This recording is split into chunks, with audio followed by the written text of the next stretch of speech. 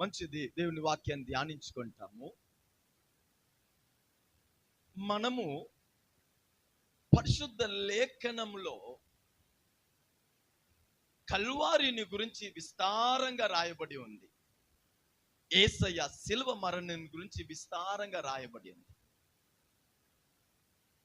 యేసయ్య ఎలా శ్రమపడ్డాడు, యేసయ్య ఎలా కొట్టబడ్డాడు, యేసయ్య ఎలా రక్తము కార్చాడు, యేసయ్య ఎలా మరణాన్ని రుచి చూశాడు, ఇదన్నీ శిలువ శ్రమలో మనం చూస్తున్నాం. హల్లెలూయా. శిలువలో ఆయన అనుభవించిన ప్రతి కార్యము అమూల్యమైనది, అద్భుతమైనది. దేనిని కూడా మనము స్కిప్ చేయలేము.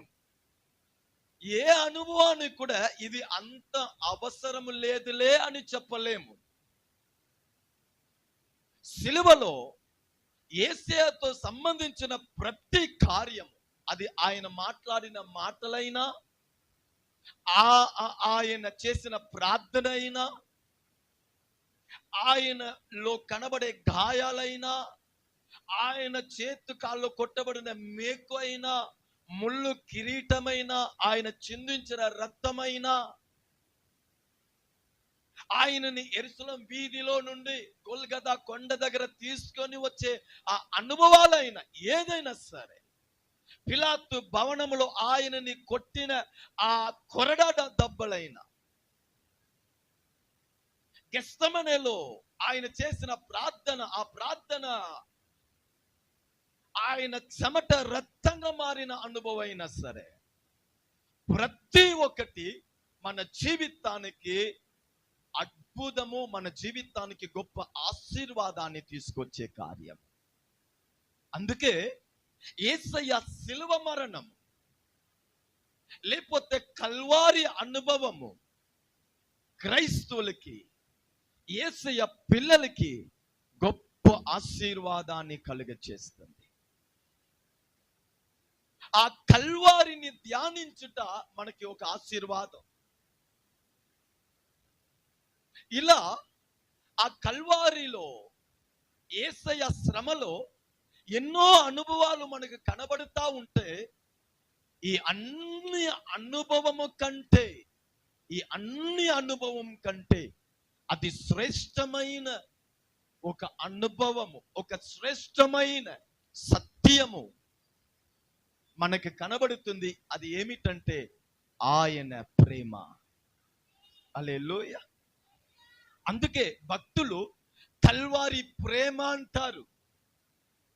కల్వారిని గురించి పాడేటప్పుడు ప్రేమతో పోల్చి పాడుతారు. శ్రమని గురించి పాడేటప్పుడు ఆయన ప్రేమతో పాడుతారు. ఎందుకు? కల్వారిలో అన్నిటికంటే హైలైట్ గా కనబడేది క్రీస్తు ప్రేమ. ఎందుకంటే ఆయన ప్రేమ వలనే ఇదన్నీ మన కొరకు ఆయన అనుభవించాడు. ఆయన మనని ప్రేమించాడు గనుక పరలోకాన్ని విడిచి ఈ భూమి మీద వచ్చాడు. ఏదో మన మంచి వాళ్ళు, మన పుణ్యం చేసి ఉన్నాము, మన గొప్ప వాళ్ళని కాదు. ఆయన మనని ప్రేమించాడు గనుక పరలోకాన్ని విడిచి ఈ భూమి మీద వచ్చాడు.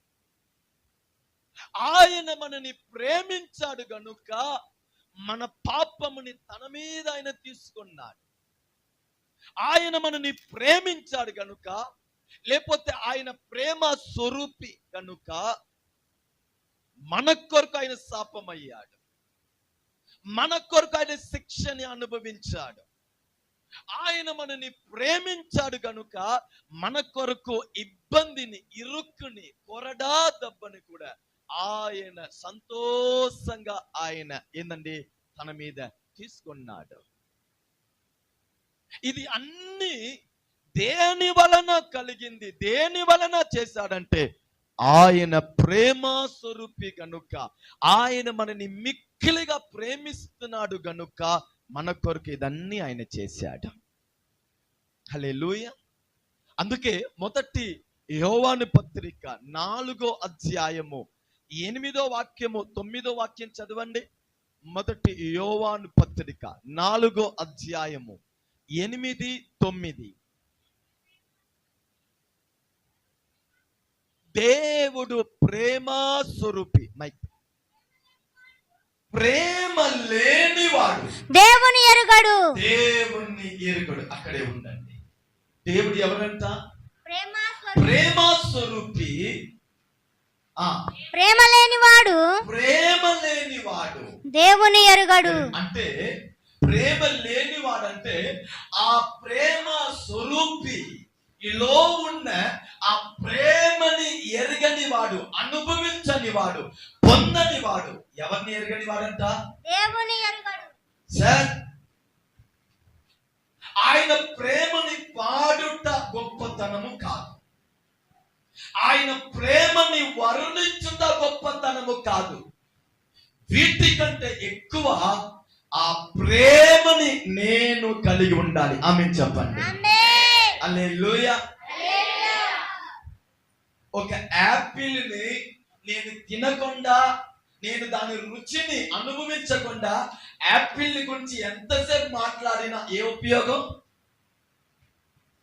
అందుకే బైబిల్ మాట్లాడుతుంది, మనం ఆరాధించే దేవుడు ప్రేమ స్వరూపి గనుక ఆ దేవుణ్ణి ఆరాధించేవాడు, ఆ దేవుణ్ణి నమ్ముకున్నవాడు, ఆ దేవునికి తనని అప్పగించుకున్నవాడు, ఆ దేవుని వలన సజీవుడిగా ఉన్నవాడు ఆ దేవుని ప్రేమని తన హృదయంలో, తన జీవితంలో పొందని వాడు, అనుభవించని వాడు, ఎవరిని ఎరగని వాడంట?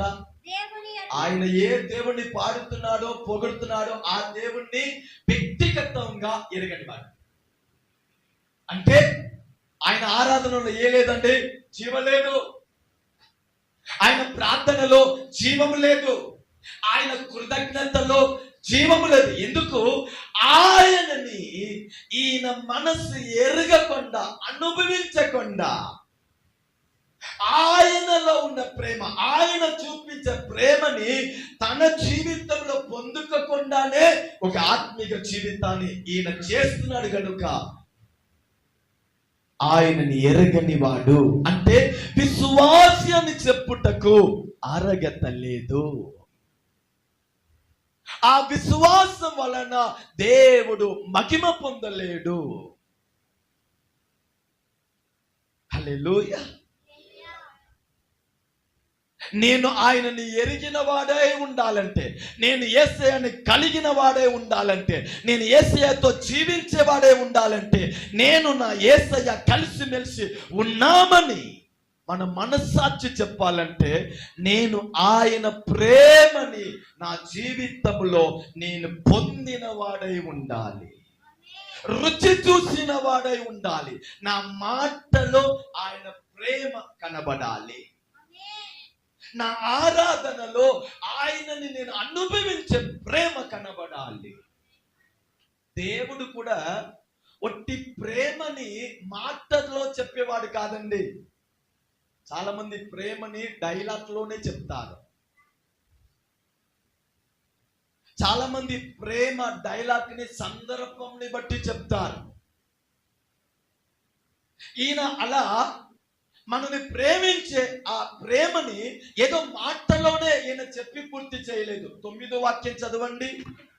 మనము ఆయన ద్వారా, మనము చూడండి ఆయన ప్రేమని ఎలా వివరిస్తున్నాడని చూడండి. మనము ఆయన ద్వారా జీవించున్నట్లు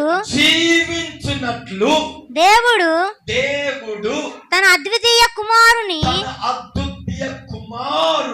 లోకములోనికి పంపెను. దీని వలన దేవుడు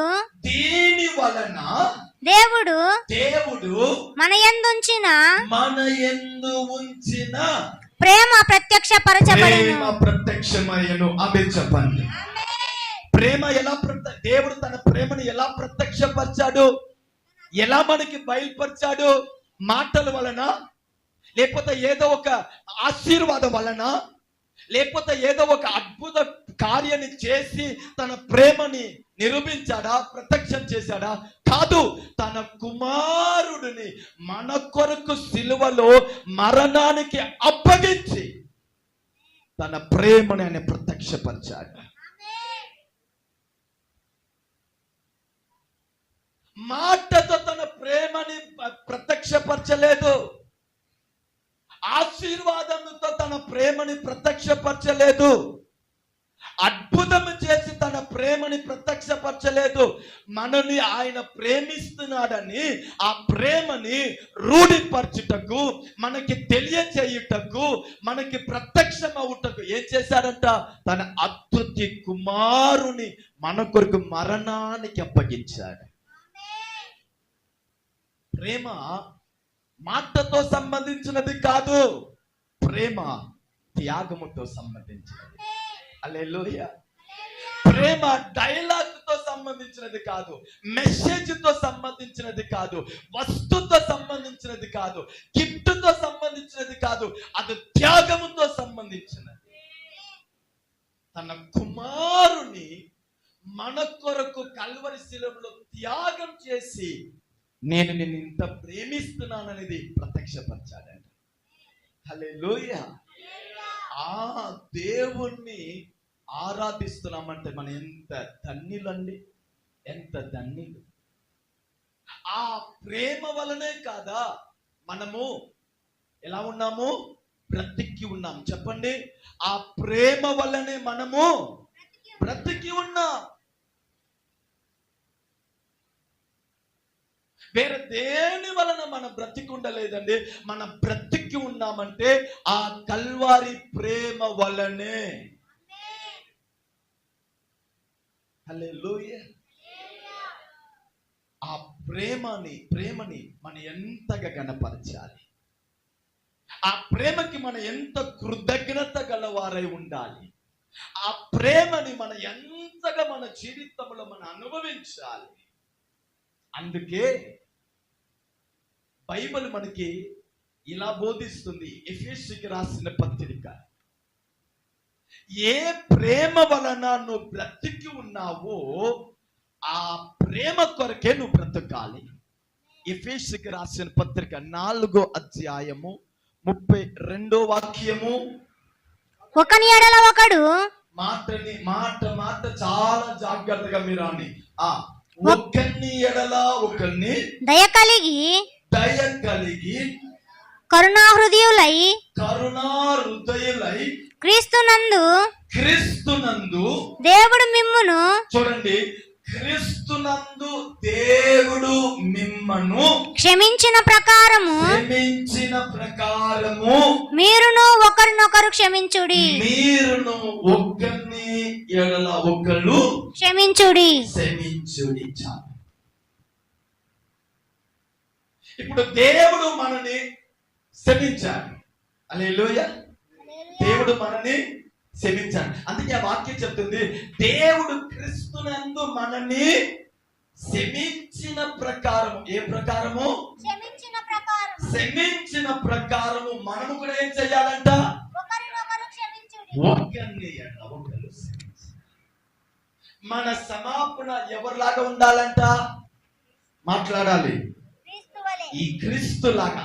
అంటే మీరు ఒకరిని క్షమించాలంటే ముందు మీరు మిమ్మల్ని చూడాలి. దేవుడు యేసయ్య నన్ను ఎలా క్షమించాడో దానిని గ్రహించి నీ ఎదుట వారిని క్షమించాలి.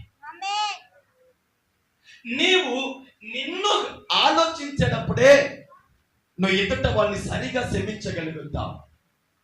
నువ్వు ఎటువంటి స్థితిలో ఉన్నప్పుడు ఆయన నిన్ను క్షమించాడు, నువ్వు ఎటువంటి పాపంలో ఉన్నప్పుడు ఆయన నిన్ను క్షమించాడు, నువ్వు ఎటువంటి దుష్టుడు దుర్మార్గుడిగా ఉన్నప్పుడు ఆయన నిన్ను క్షమించాడు అనే విషయం నీకు అర్థమైతే నీ ఎదుట ఉన్న వాడిని కూడా నువ్వు మనస్సు పూర్తిగా క్షమిస్తావు.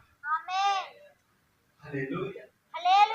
ఏ ప్రేమ స్వరూపి వలన, ఏ కల్వారి ప్రేమ వలన ఈ రోజు మన బ్రతికి ఉన్నామో ఆ ప్రేమని మనము కూడా అనుభవించే వారుగా ఉండాలని దేవుని చిత్తము. హల్లెలూయా.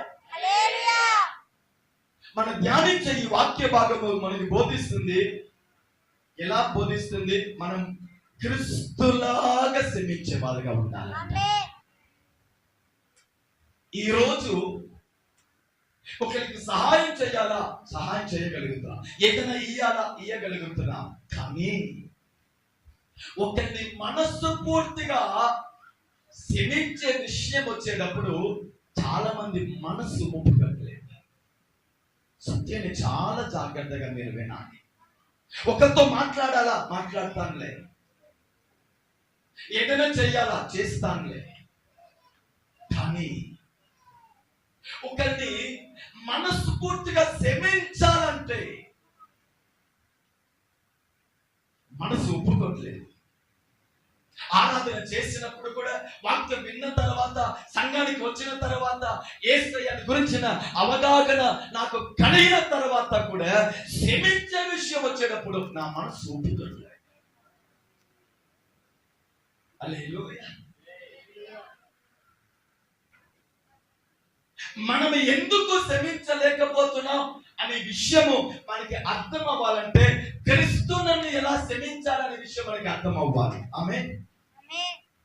నేను ఎందుకు క్షమించలేకపోతున్నాననే విషయం మనకి అర్థం అవ్వాలంటే క్రీస్తు మనల్ని ఎలా క్షమించాలనే విషయం మనకి అర్థం అవ్వాలి. ఇప్పుడు చెప్పండి, యేసయ్య మన పాపాన్ని, మన దోషముని ఎలా ఆయన క్షమించాడు?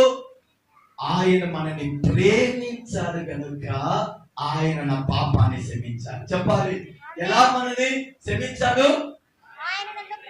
ఆయన మనని ప్రేమించాడు కనుక మన తప్పుని చూడకుండా సమస్త తప్పుని ఆయన క్షమించాడు. ఇప్పుడు నేను ఎందుకు క్షమించలేకపోతున్నాను అంటే నాలో ఏ కొదువై ఉంది? యేసయ్య ప్రేమ కొదువై ఉంది. హల్లెలూయా.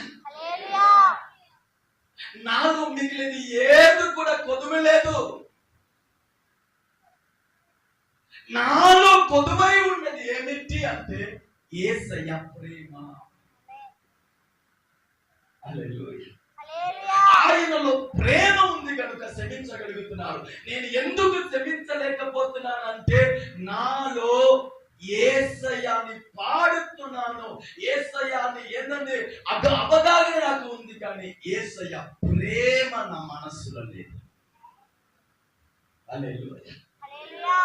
అందుకే నేను క్షమించలేకపోతున్నాను. కానీ బైబిల్ చెప్తుంది, నీలో ఉన్న క్రీస్తు నీ ద్వారా ప్రత్యక్షం అవ్వాలంటే ఎలా ప్రత్యక్షం అవుతాడు?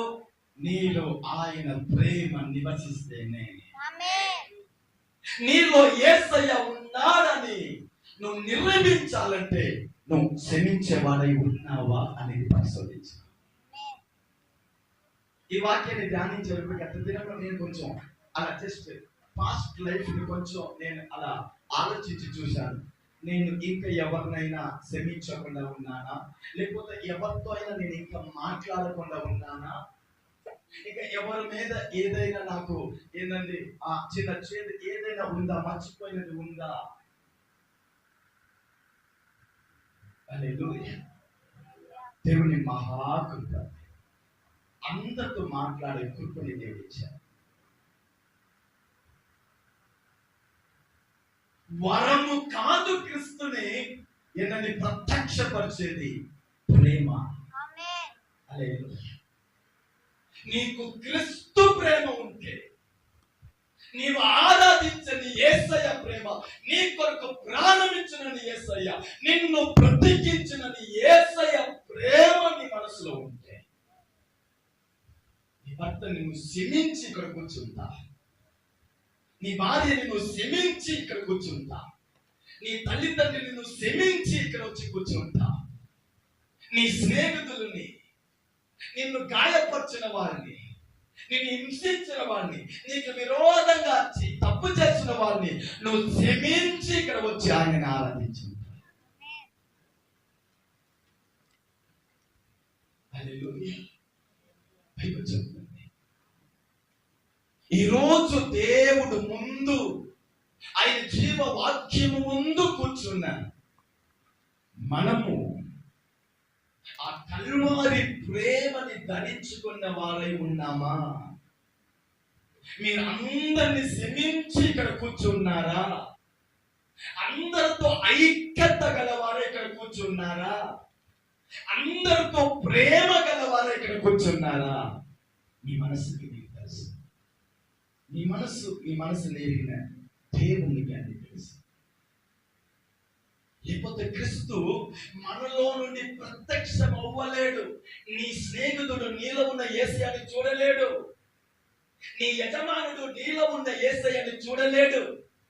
నీ పొరుగు వారు నీలో ఉన్న యేసయ్యని వారు చూడలేరు. నీ ఇంటికి వచ్చే చుట్టాలు, బంధుమిత్రులు, రక్షణ పొందని వారు నీలో ఉన్న యేసయ్యని వారు చూడలేరు. వారు చూడకపోతే వారు ఎలా రక్షించబడతారు? దానికి ఆటంకము నువ్వు ఆరాధించే యేసయ్య ప్రేమ. ఎందుకు కొలువై ఉందని అంటున్నానంటే నువ్వు క్షమించలేకపోతున్నావే. పాత కార్యాలను నువ్వు మర్చిపోలేకపోతున్నావే. క్రీస్తు నేను ఏ స్థితిలో ఉన్నప్పుడు నన్ను ప్రేమించి నన్ను కడిగి నన్ను కౌగిలించుకున్నాడనే విషయము నువ్వు గ్రహించలేదే. అది నీకు అర్థమై ఉంటే ఇప్పటి వరకు నీ హృదయము పగ మీద, ఆవేశం మీద క్షమించకుండా ఉండేది కాదు కదా. ఆమె చెప్పండి. మనం ఎందుకు బ్రతికి ఉన్నాము అంటే నాలో నుండి క్రీస్తు ప్రత్యక్షం అవ్వాలి. మనలో నుండి మన యేసయ్య మహిమ పొందాలి. అందుకే బైబిల్ చెప్తుంది, దేవుడు క్రీస్తునందు నిన్ను క్షమించినట్లు, క్షమించిన ప్రకారము నువ్వు కూడా ఏం చేయాలి?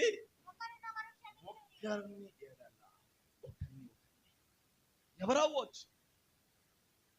నువ్వు మేలు చేసి నీకు కీడు చేసిన వాళ్ళు ఉండవచ్చు. నువ్వు తప్పు చెయ్యకుండానే నువ్వు తప్పు చేసావని నీ మీద తప్పు మోపిన వారు ఉండవచ్చు. నిజాన్ని అర్థం కాకుండానే నిన్ను అవమానపరిచిన వాళ్ళు ఉండవచ్చు. హల్లెలూయా. నిన్ను గాయపరిచిన వారు ఉండవచ్చు.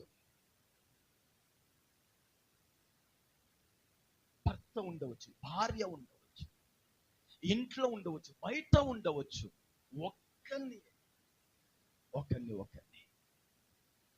కానీ నువ్వు వారిని ఎందుకు క్షమించాలంటే కేవలము నీ యేసయ్య నీలో ప్రత్యక్షమవుటకు, నీ యేసయ్య నీలో మహిమ పడుటకు, నీ యేసయ్య నిన్ను గురించి ఆనందించుటకు నువ్వు క్షమించాలి. అంతే.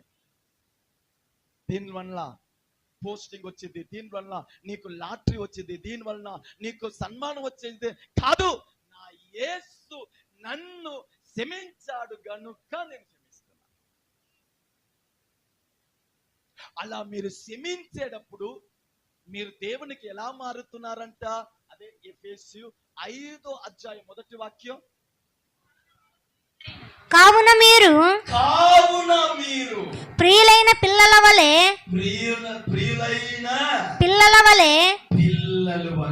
దేవుని పోలి నడుచుకొనుడి.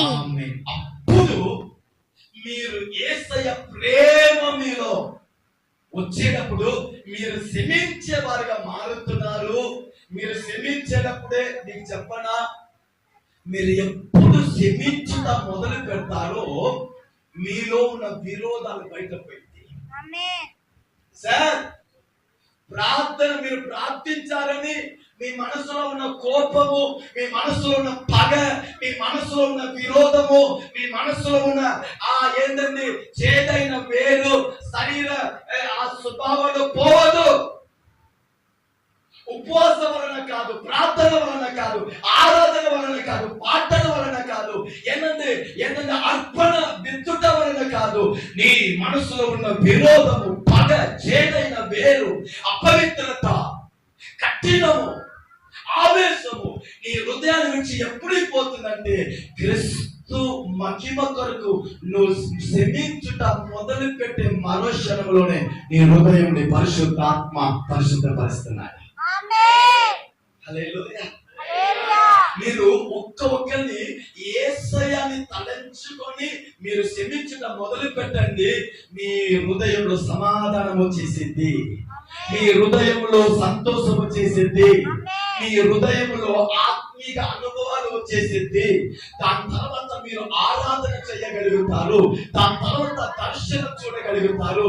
దాని తర్వాత దేవునికి ఇష్టలుగా జీవించడం మొదలు పెడతారు. అంటే ఇది అన్నిటినీ ఆపివేసింది ఏంటంటే క్షమించని స్వభావం. హల్లెలూయా.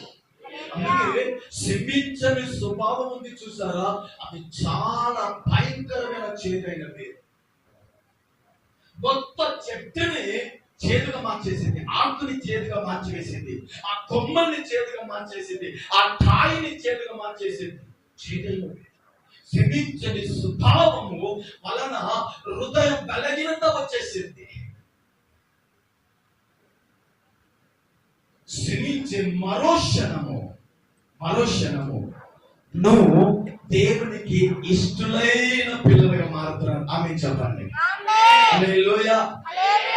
చెప్తారా? దేవునికి ఎలా మారుతున్నాము? ఇష్టలైన పిల్లలుగా మారుతున్నాము. యేసయ్య మనకి ఒక మాదిరిని నేర్పిస్తున్నాడు. ఈ రోజు నా పిల్లలైన మీరు నాలాగా క్షమించేవారుగా, నాలాగా ప్రేమించేవారుగా మీరు ఉండాలంటే, మీరు ప్రేమించేవారుగా మారాలంటే, మీరు క్షమించేవారుగా మారాలంటే ఏం చెయ్యాలి అనేది ఒక ఉదాహరణని మనకి నేర్పిస్తున్నాను. 2వ వాక్యం చదవండి. ఎఫెసు 5:2 చదవండి. క్రీస్తు మిమ్మును ప్రేమించి, క్రీస్తు చూడండి, ఇక్కడ అదే మాట వచ్చింది.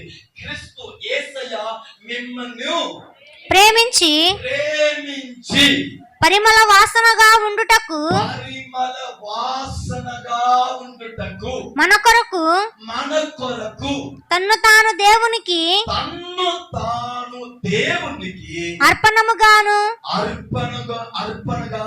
బలిగాను అప్పగించుకొనెను. అలాగుననే మీరును ప్రేమ కలిగి నడుచుకొనుడి. ఇప్పుడు మనం ప్రేమ కలిగి నడుచుకోవాలంటే అప్పుడు కాదా మనం అందరినీ క్షమించగలుగుతాము. క్షమించేప్పుడు కాదా మన హృదయం అన్ని విరోధాలు అన్ని దూరమై ఆయనకి ఇష్టలుగా మారిపోతున్నాం. మనం ప్రేమించేవారిగా మారేటప్పుడు క్షమించేవారిగా మారుతున్నాం. క్షమించేవారిగా మారేటప్పుడు ఆయనకి ప్రియమైన పిల్లలుగా మారుతున్నాం. ఈ ప్రాసెస్ మనలో జరగాలంటే యేసే చూపిస్తున్నాడు. నేను ఎలా ప్రేమించాలంటే నన్ను దేవునికి ఏదో సువాసనగాను అర్పణగాను నేను అప్పగించి ప్రేమించాలి. యేసే మనల్ని ఎలా ప్రేమించాడండి? తనని అప్పగించి, అర్పణగా అప్పగించి, బలిగా అప్పగించి మనని ప్రేమించాడు. ఇక్కడ దేవుడు నేర్పిస్తున్నాడు, ఈ ఉదయము నువ్వు కూడా ప్రేమించేవాడుగా, క్షమించేవాడుగా, క్రీస్తులాగా నీ బ్రతుకు మారాలంటే, దేవునికి ఇష్టడుగా నువ్వు కూడా మారాలంటే, ఈ ఉదయము ఆ అనుభవం నీలో రావుటకు ఒక పాఠము దేవుడు నేర్పిస్తున్నాడు. దేవుని సన్నిధిలో నిన్ను అప్పగించుకో.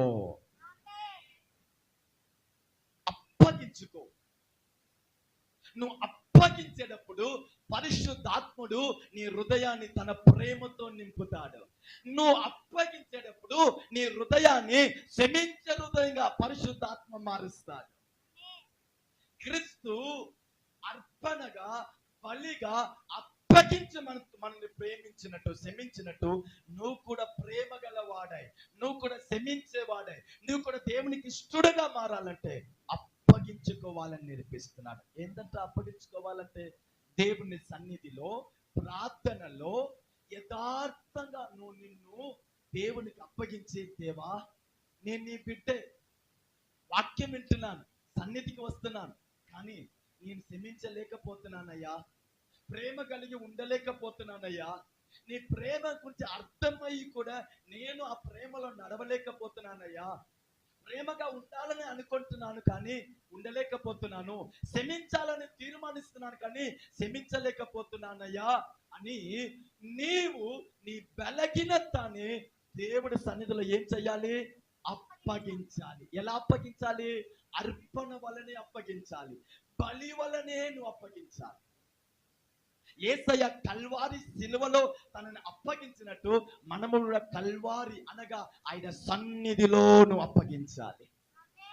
నాకు సహాయం చెయ్యండి అయ్యా నీ ప్రేమలో జీవించుటకు, నాకు సహాయం చెయ్యండి అయ్యా నీలాగా క్షమించేవాడిగా ఉండుటకు. ప్రభువా, నేను క్షమించలేకపోతున్నానయ్యా, నేను ప్రేమ కలిగి ఉండలేకపోతున్నానయ్యా, నేను ఈ అనుభవంలో ఉండకూడదు ప్రభువా, నన్ను మార్చండి, నాకు సహాయం చేయండి అని నువ్వు ఆయన నీలో కార్యం చేయుటకు నువ్వు అప్పగించుకున్నప్పుడు పరిశుద్ధాత్మ దేవుడు నీ హృదయాన్ని శుద్ధిని చేస్తున్నాడు.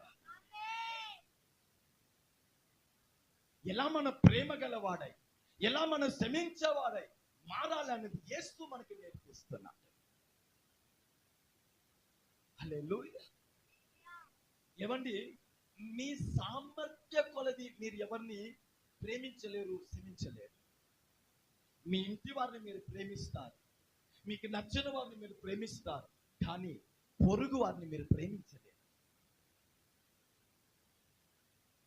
ఈ భూమిలో ఒక వ్యక్తి ప్రేమ గలవాడై ఉండాలంటే, ఈ భూమిలో ఒక వ్యక్తి క్షమించేవాడిగా ఉండాలంటే ఆ వ్యక్తి హృదయము యేసయ్య మారిస్తేనే సాధ్యము. నీ అంతటా నువ్వు క్షమించలేవు, నీ అంతటా నువ్వు ఒక వ్యక్తిని ప్రేమించలేవు.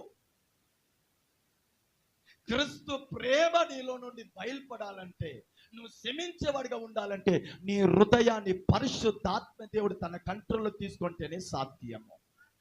హల్లెలూయా.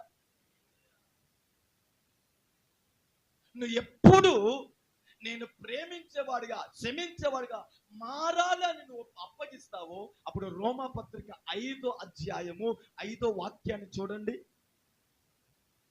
రోమా పత్రిక 5వ అధ్యాయము 5వ వాక్యము. ఎందుకనగా ఈ నిరీక్షణ మనలను సిగ్గుపరచదు, మనకు అనుగ్రహింపబడిన పరిశుద్ధాత్మ ద్వారా దేవుని ప్రేమ మన హృదయములలో కుమ్మరింపబడి ఉన్నది. ఆమేన్ చెప్పండి.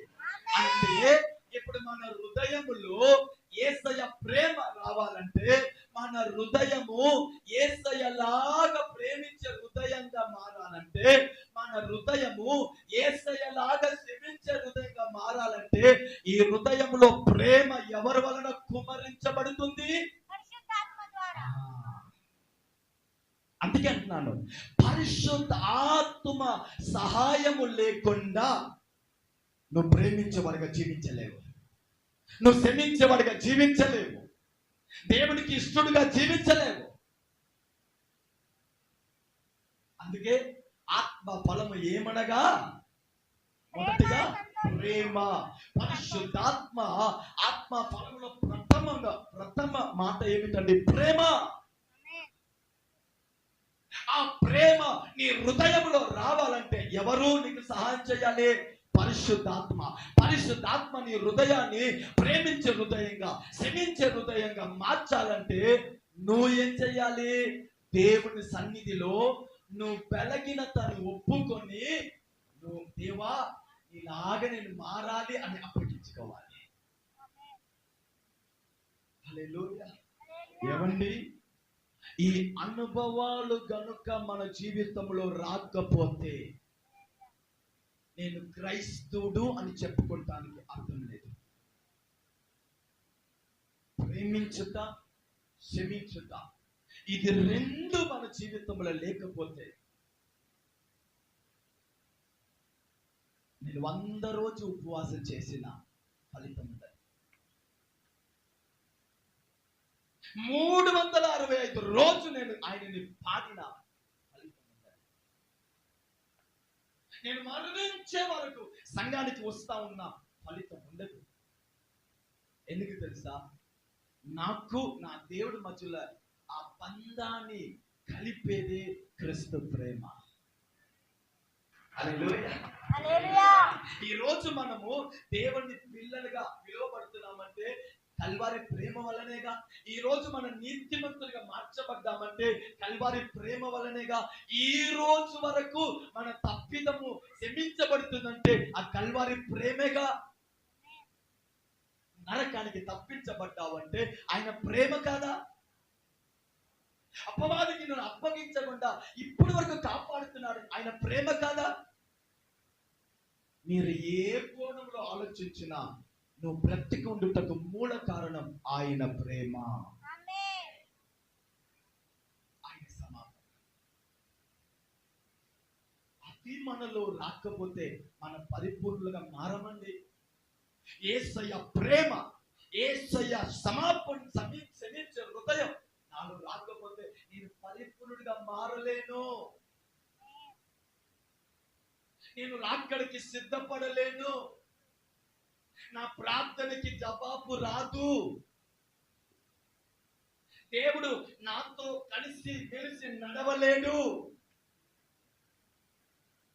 అందుకే బైబిల్లో దేవుని ప్రేమ అతి విలువైన సత్యం, అతి విలువైన సత్యం. ఈ ఉదయం దేవుడు మనతో మాట్లాడుతున్నాడు, చెప్తున్నాడు, నా ప్రేమ నీలో ఉందా?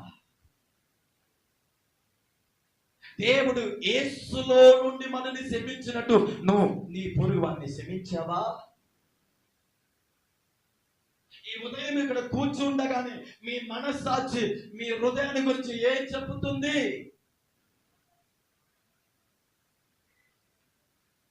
ఆలోచించు. కొందరు ఉంటారు, వారు వచ్చి నా దగ్గర క్షమాపణ అడగని తర్వాత నేను క్షమాపణ అడుగుతాను. ఇది క్రీస్తు ప్రేమే కాదు. అలా యేసయ్య మన కొరకు వెయిట్ చేసి ఉంటే మన అందరూ నరకానికి వెళ్ళి ఉంటాం. ఆమె నువ్వు ఏ యేసయ్యను ఆరాధిస్తున్నావు నీకు అర్థం అవుతుందా? నువ్వు ఏ యేసుని పాడుతున్నావు నీకు అర్థం అవుతుందా? 10 అడుగు వెళ్ళి క్షమించుటకు క్షమాపణ అడుగుటకు నీకు సిగ్గా? పరలోక మహిమని విడిచిపెట్టి ఈ భూలోకం మీద ఆయన వస్తే క్షమించుటకు కొంచెం కూడా అడ్జస్ట్ అవ్వవా? నువ్వు ఏ యేసుని సేవిస్తున్నావు? భర్తని క్షమించవా? భార్యని క్షమించవా? చిన్న చిన్న తప్పిదంని క్షమించవా?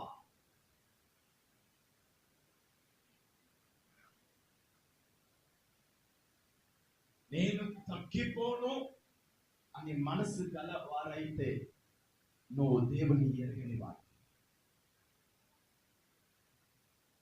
నేనెందుకు క్షమించాలి అని మనసు తత్వం నీలో ఉంటే నువ్వు దేవుణ్ణి ఎరగని వాడు. క్షమించే విషయంలో, ప్రేమించే విషయంలో ఇక్కడ ఎవరి దగ్గర న్యాయం ఉంది, ఎవరి దగ్గర అన్యాయం ఉంది అనే విషయం మీద నువ్వు చర్చ చేస్తా ఉంటే నువ్వు దేవుణ్ణి ఎరగని వాడు.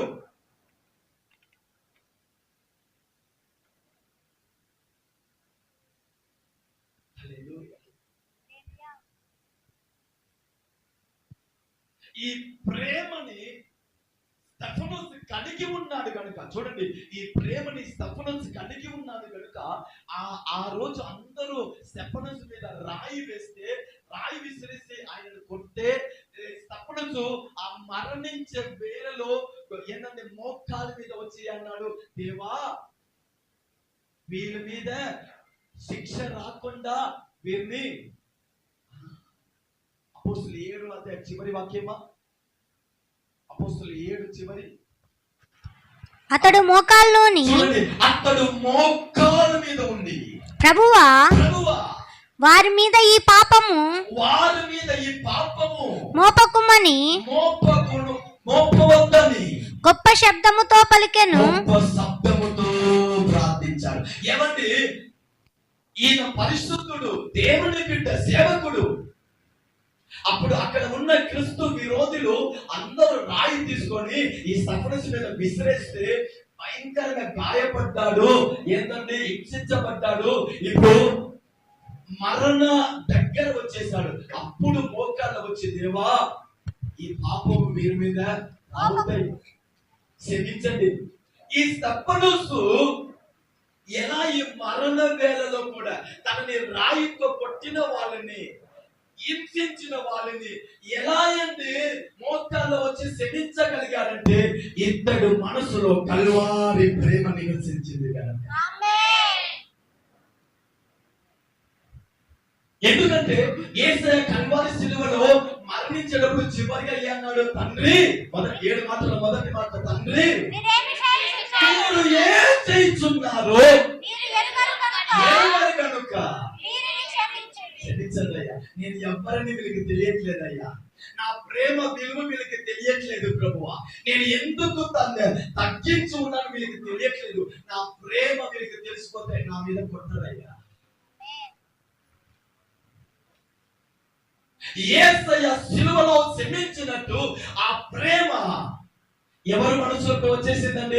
స్తెఫనోస్ మనసులో వచ్చేసింది. ఇప్పుడు స్తెఫనోస్ అంటారు, మీరు కూడా నన్ను కొడుతున్నారు, ఎందుకు కొడుతున్నారని వీళ్ళకి తెలియదయ్యా, తెలుసుంటే నన్ను కొట్టరు, క్షమించు. ఈ ప్రేమ కాదా? ఈ ప్రేమ, ఈ హృదయము, ఈ అనుభవం మనలో ఉండాలని కాదు వాక్యం చెప్తుంది. దేవుడు క్రీస్తులో నిన్ను క్షమించినట్టు నీవు కూడా ఒకరిని ఎలా ఒకరు క్షమించండి. మనందరూ ప్రార్థన వరకు చేస్తాం. మత్తయి సువార్త 5:44, మత్తయి సువార్త 5:44.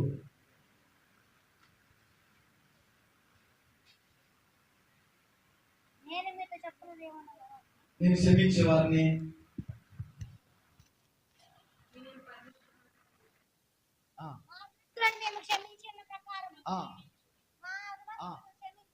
శత్రువుని, ఆ మాట అయిన మాట 44.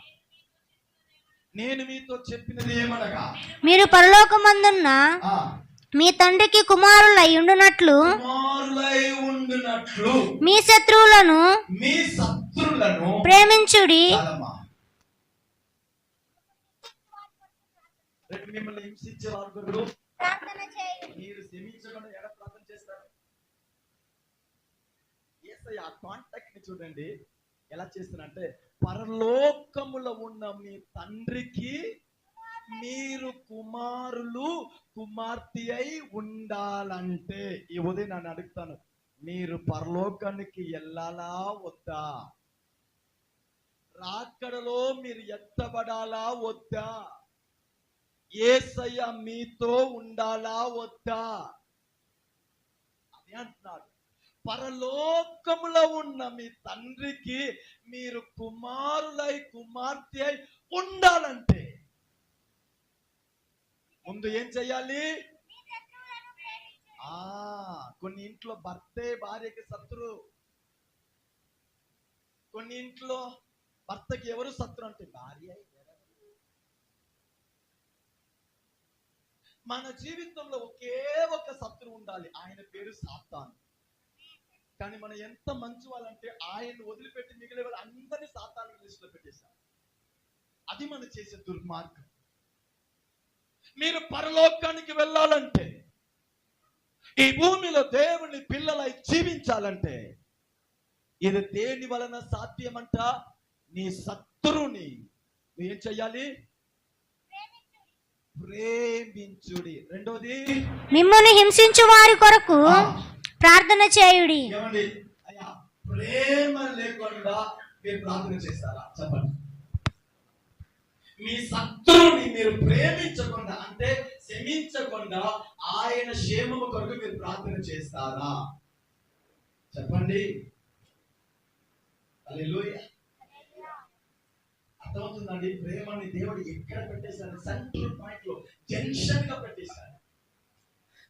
నువ్వు ఆయనకి బిడ్డగా ఉండాలంటే, ఆయన నీతో ఉండాలంటే నువ్వు ఒక మాటకి లోబడాలి. ఏమిటి? నీ శత్రువుని ప్రేమించాలి, క్షమించాలి.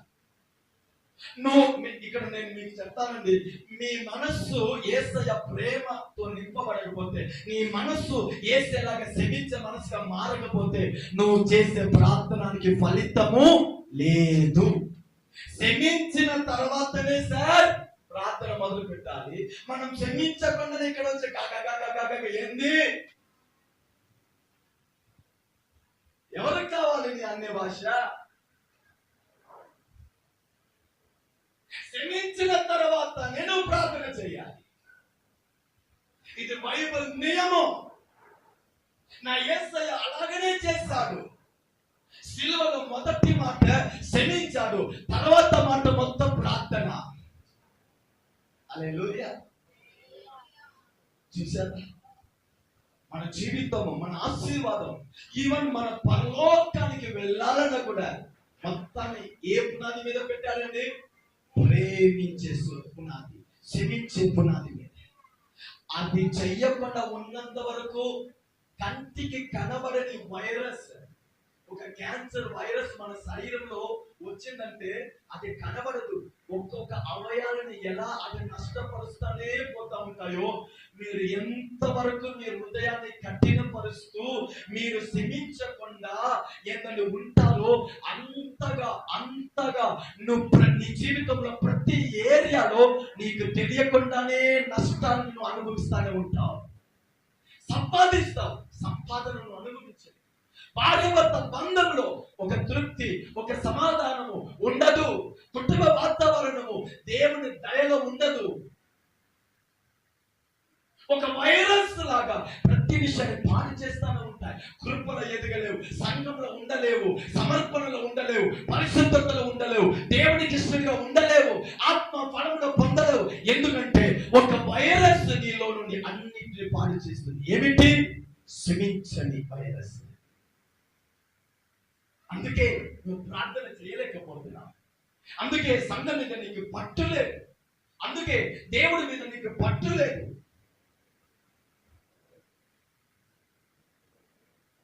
అంటున్నాడు, ఈ ఉదయం మన హృదయం ఎలా ఉంది?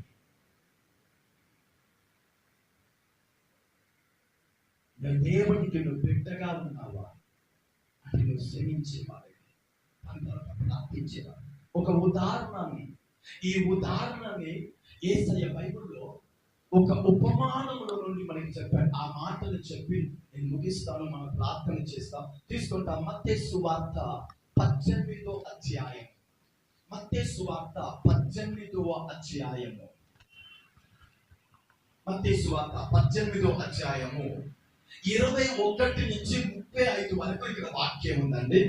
కానీ అన్నింటినీ మనం చదువము, కానీ అవసరమైన మాటల వరకు మనం చదువుతాము. చూడండి 21, 22 చదవండి. ఆ సమయమున పేతురు ఆయన యొద్దకు వచ్చి, పేతురు మాటను మీరు గమనించాలి. పేతురు యేసయ్య దగ్గర వచ్చి, ప్రభువా నా సహోదరుడును నా ఎడల తప్పిదము చేసి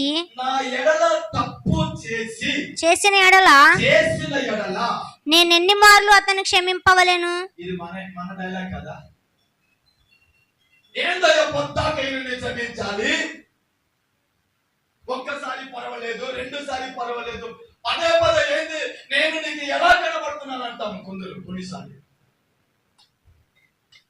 హల్లెలూయా.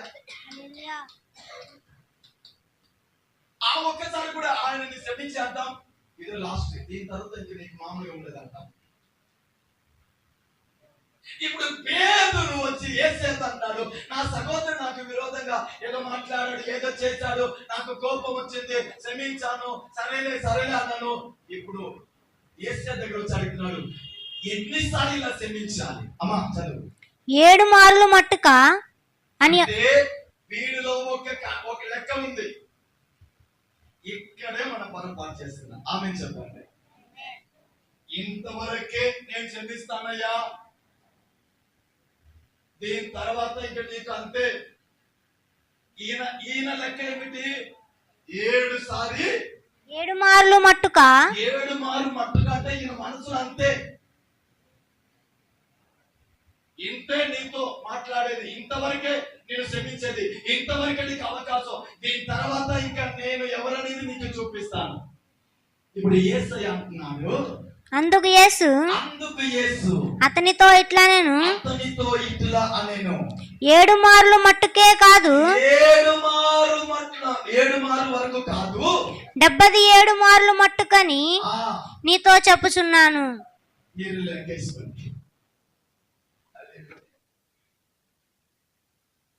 ఇక్కడ యేసు సింపుల్ గా ఒక మాట చెబుతున్నాడు. ఎలా అంటే, పేతురు నీవు అనుకున్నట్టు క్షమించకూడదయ్యా, నేను అనుకున్నట్టు నువ్వు క్షమించాలి. నీ బౌండరీలో నుండి నువ్వు క్షమించకూడదు, నీ తెలివిలో నుండి నువ్వు క్షమించకూడదు, నీ లెక్కలో నుండి క్షమించకూడదు. నేను నిన్ను ఎలా క్షమించాను, నేను ఎలా క్షమించేవాడిగా ఉన్నాను, నేను ఎలా క్షమించి క్షమాపణను చూపించాను, ఆ లెక్కలో నుండి నువ్వు క్షమించేవాడిగా ఉండాలి. నీ తెలివితేటలో క్షమించకూడదు, నేను క్షమించినట్టు నువ్వు క్షమించాలి. నీ లెక్క వేరు, నా లెక్క వేరు, నీ తలంపు వేరు, నా తలంపు వేరు, నేను క్షమించే అనుభవాలు వేరు, నువ్వు క్షమించే అనుభవాలు వేరు. నువ్వు క్షమిస్తే నీకు నచ్చిన వాడిని క్షమిస్తావు, నాలాగా క్షమిస్తే శత్రువుని కూడా నువ్వు క్షమిస్తావు. హల్లెలూయా. నీలాగా నువ్వు క్షమించాలని అనుకుంటున్నావా, నాలాగా నువ్వు క్షమించాలని అనుకుంటున్నావా? నాలాగా నువ్వు క్షమించేవాడిగా ఉంటే నీ జీవితంలో శత్రువు ఉండడు, నీ మనసులో చేదైన వేరు ఉండదు, నీ మనసులో పగ ఉండదు, ఇంకొకరి తప్పుని హైలైట్ చేయవు, నీ నోట్లో ఇంకొకరు తప్పు చెడ్డవి మాట్లాడవు. నాలాగా నువ్వు ప్రేమించే వాడిగా మారితే, నాలాగా నువ్వు క్షమించేవాడిగా మారితే పాత కార్యాలను నువ్వు మాట్లాడవు,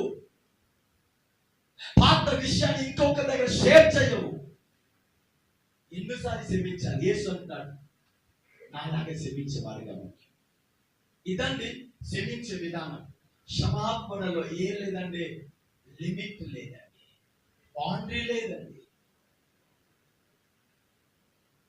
అందుకే ఈ ఉదయం మనం సజీవులై ఉన్నాం. ఆమె చెప్పండి. లేకపోతే నేను రాత్రి ఎంతమంది సిద్ధపాటుకు రాలేదో అప్పుడే ఆయన వేసేవాడు వాళ్ళని. హల్లెలూయా. ఈ ఉదయం ఉన్నామంటే చెప్పండి, ఆయన కూడా ప్రేమించే విషయంలో, మనల్ని క్షమించే విషయంలో లిమిట్ పెట్టారనుకోండి, బల్లారాధనకి సిద్ధపాటు రాని వాళ్ళ పరిస్థితి యేసు రక్తమే చేయం. హల్లెలూయా. నా మాట మీకు అర్థమైందా? మనము పరిగెత్తుతున్నాం, మనం నిర్లక్ష్యాలు కలిగి ఉన్నాం, ఏం కాదనుకుంటున్నాం, ఏదో మనసు ఉన్నప్పుడు వస్తున్నాం, ఏదో మనసు ఉంటే ప్రార్థన, మనసు ఉంటే సంఘము, బిజీ బిజీ బిజీ.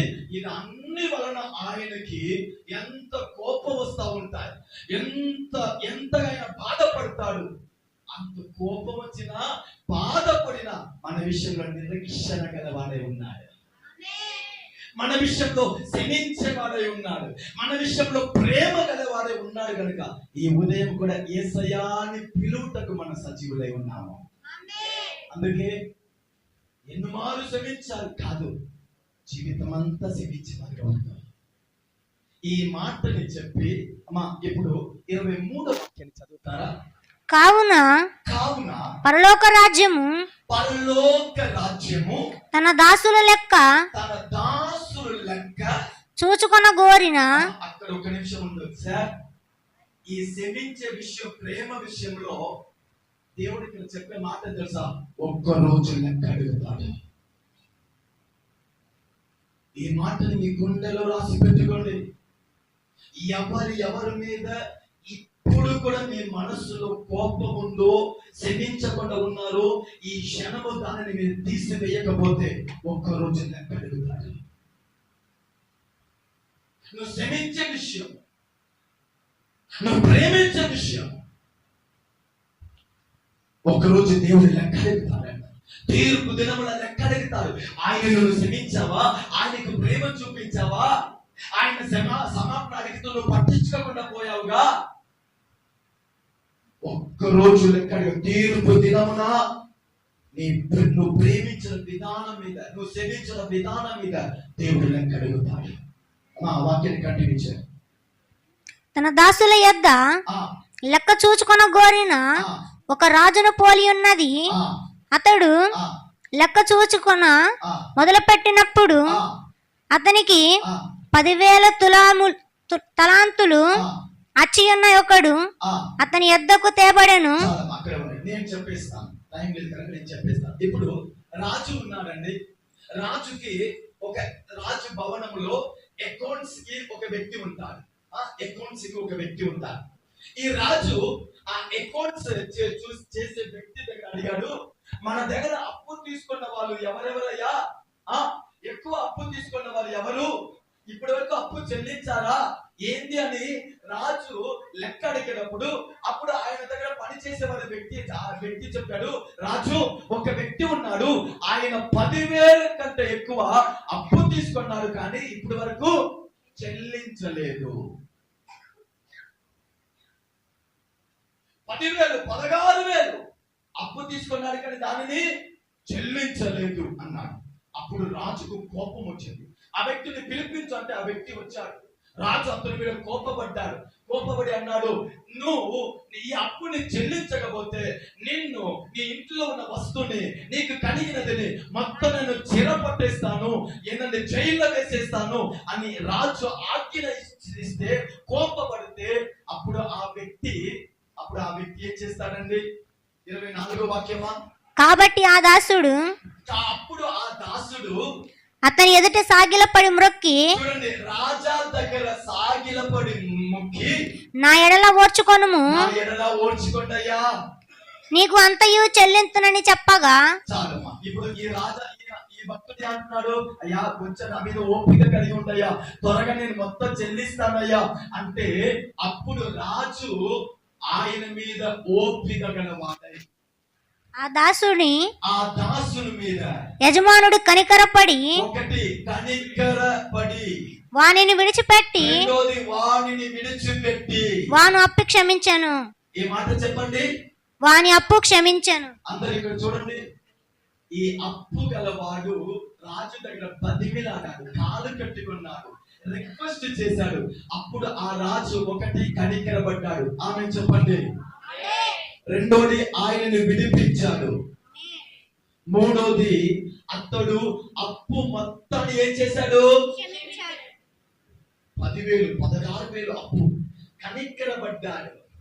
మనం ఆరాధించే ఆ పరలోక రాజు కూడా మన మీద కనికరపడేవాడు, మనల్ని విడిపించేవాడు, మనల్ని క్షమించాడు. ఇప్పుడు అయిపోయిందా? ఈ రాజు అన్నాడు, సరే ఇంకా ఆ అప్పని కొట్టివేశానులే, క్షమించానులే, ఇంకా నువ్వు నాకు ఏం చెల్లించవద్దులే, ఇంకా నువ్వు పని చేసుకో, చక్కగా ఉండు అని పంపిస్తే, ఈయన ఈ సంతోషంతో రాజు అప్పుడు క్షమించేశాడు. రాజుకి ఇంకా ఇవ్వవలసినది ఏ లేదులే, ఓకే ఇంకా మనం పని చేస్తాం, సంపాదిస్తాం, హాయిగా ఉంటామని ఈయన ఆనందముతో తన ఇంటికి వెళ్తా ఉంటే, మార్గంలో ఈ క్షమించబడిన వాడి దగ్గర ఇంకొకడు 100 రూపాయలు అప్పు తీసుకున్నాడు. ఉన్నారండి? క్షమించబడిన వాడి దగ్గర ఆయనకి పరిచయం అయిన వాడు ఎంత అప్పు తీసుకున్నాడు? 100 రూపాయలు. 10,000 ఎక్కడ, 100 ఎక్కడండి? ఈయన 10,000ని రాజు కనికరపడి విడుదల చేశాడు, క్షమించాడు. ఎంత ఉంటే ఈయన దగ్గర 100 రూపాయలు తీసుకున్న వాడు ఎదురు పడితే ఎల్లు సొక్క పట్టుకున్నాడు. అతన్ని చూసి అతన్ని పట్టుకొని బైబిల్ చెప్తుంది, అతడు గొంతుని పిసికాడు. గొంతు పట్టుకొని నీవు వచ్చి ఉన్నది చెల్లింపు మనెను. ఇప్పుడు ఈయన ఆజ్ఞాపిస్తున్నాడు, 100 రూపాయలు ఎప్పుడు ఇస్తావు ఏంది అంతే. గొంతు పెట్టుకున్నా పిసిగుతున్నాడు. ఆయన కాళ్ళలో పడి బతిమిలాడుతున్నాడు, ఇచ్చేస్తానయ్యా ఇచ్చేస్తాను.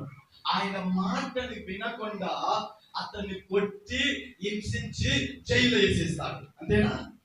వాడు ఒప్పుకొనక అచ్చి ఉన్నది చెల్లించు వరకు ఈయన బతిమిలాడినప్పుడు రాజు ఒప్పుకున్నాడు.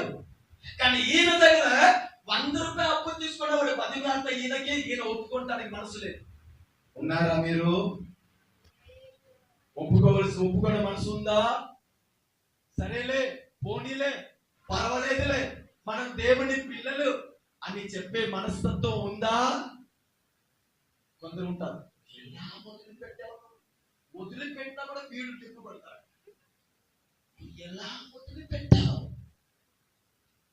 ఇంత సింపుల్ గా నువ్వు ఎలా ఈ విషయాన్ని వదిలిపెట్టావు?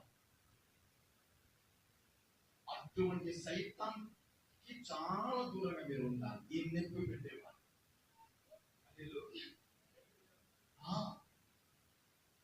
మనతో ఉన్న క్రీస్తు విరోధి అంటే ఈమె. ఇందుకు క్షమించావు? ఎందుకు ప్రేసలా చెప్పాం? ఎందుకు వాళ్ళ పక్కన కూర్చున్నావు? ఎందుకు ఆ మాటని వదిలేసావు, మర్చిపోయావన్నావు? కాదు, వదలకూడదు. ఈయనే క్రిస్తుడు. ఎంత త్వరలో ప్రార్థన చేసి ఈయనకి దూరం అవుతారో మీరు అంత క్షేమంగా జీవిస్తారు. హల్లెలూయా. ఇతడు ఏడుపుని రాజు విన్నాడు. 100 రూపాయలు అప్పు తీసుకున్న వాడు ఏడ్చి మాట్లాడితే, అవకాశం అడిగితే వినకుండా జైలు వేశాడంట. వీడు ఈ సినిమా మొత్తం రాజభవనంలో పనిచేసి ఒక వ్యక్తి చూసేశాడు. ఈ రోడ్లో ఈ సార్ చేసిన యాక్షన్ మొత్తం రాజభవనంలో పనిచేసే ఒక వ్యక్తి చూసి డైరెక్ట్ గా వెళ్ళి రాజు దగ్గర మొత్తం విషయం చెప్పేశారు. రాజా, ఈయన 10,000 మీరు క్షమించారు, కనికరం చూపించారు, విడుదల ఇచ్చారు, క్షమించారు. ఈయన దగ్గర అప్పు తీసుకున్న వాడు రోడ్లో సమాపణ అడిగాడు, బతిమిలాడాడు, అవకాశం అడ్డాడు, వినలేదు, గొంతు పిసికాడు, జైలు వేసేశారు. రాజాకి అతను పిలిపించు అన్నాడు. వచ్చారు. రాజా పిలిచారంటగా? అవును సార్ పిలిచాను, రండి, ఎలా ఉన్నారు? ఏం రాజా, ఇప్పుడేగా వెళ్ళాను, గంటలో ఎందుకు పిలిపించారు? ఏదైనా పని ఉందా? పని ఉంది రాజా, రా. ఇందాక రోడ్డు మీద ఏం చేశావు? అప్పుడు రాజు అడుగుతున్నాడు, వాక్యం చదువుతావా? చెడ్డదాసుడా, చెడ్డదాసుడా, నీవు నన్ను వేడుకొంటివి గనుక. వినండి, చాలా జాగ్రత్తగా ఈ మాట వినాలి. చెడ్డదాసుడా, నీవు నన్ను వేడుకొంటివి గనుక. 1 గంట ముందు, 2 గంటల ముందు నువ్వు నా దగ్గర వేడుకున్నావే, ఏడ్చావే, నా కాలు పట్టుకున్నావే, బతిమిలాడావే, అవకాశం అడిగావే. నీ అప్పంతయు క్షమించి తిని, అన్నిటిని నేను క్షమించాను కదా. నేను నిన్ను క్షమించిన ప్రకారము, నేను ఈ మాట దేవుడు క్రీస్తులో మనల్ని క్షమించినట్టు మనం కూడా ఒకరిని క్షమించాలని మాట ఇక్కడ వస్తుంది. నేను నిన్ను క్షమించిన ప్రకారము నీవును నీ తోటి దాసుడను క్షమింపవలసి ఉండెను గదా అని వానితో చెప్పాను. అందుచేత వాని యజమానుడు కోపపడి తనకు వచ్చి ఉన్నదంతయు చెల్లించు వరకు, నువ్వు తీసుకున్న అప్పు బాకీ మొత్తం నాకు నువ్వు చెల్లించే వరకు బాధపరచు వానికి వాని అప్పగించాను. ఏమండి, క్షమించకుండా నేను కొనసాగుతా ఉంటే ముగింపు నరకము.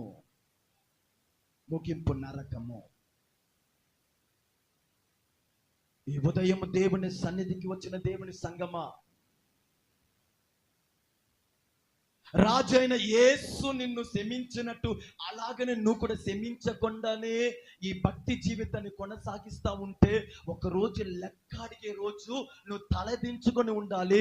ముగింపు నరకము.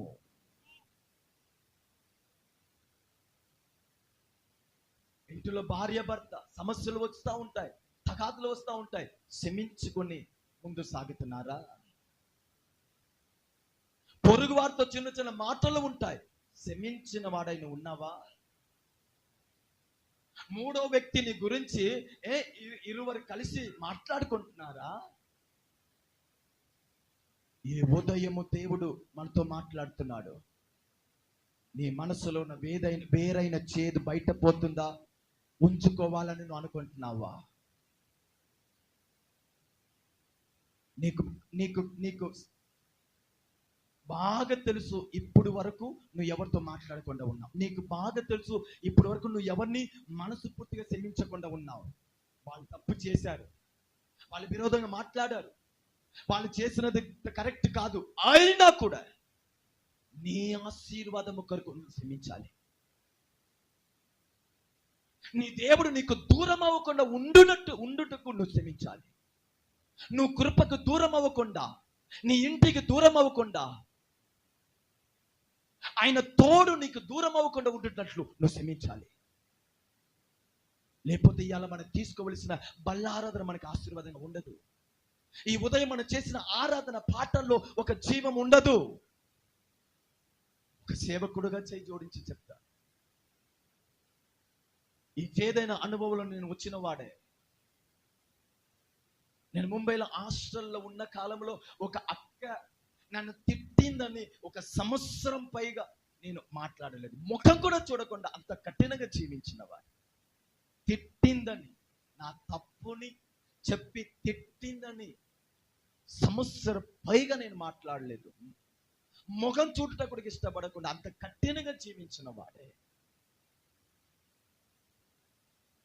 ఈ ఉదయము ఈ 9వ నెలలో దేవుడు అంటున్నాడు, నీ పని చేసే స్థలంలో నీకు విరోధంగా మాట్లాడిన వారు ఉంటారయ్యా, నువ్వు క్షమించి నువ్వు నీ పనిని చూసుకోవాలి.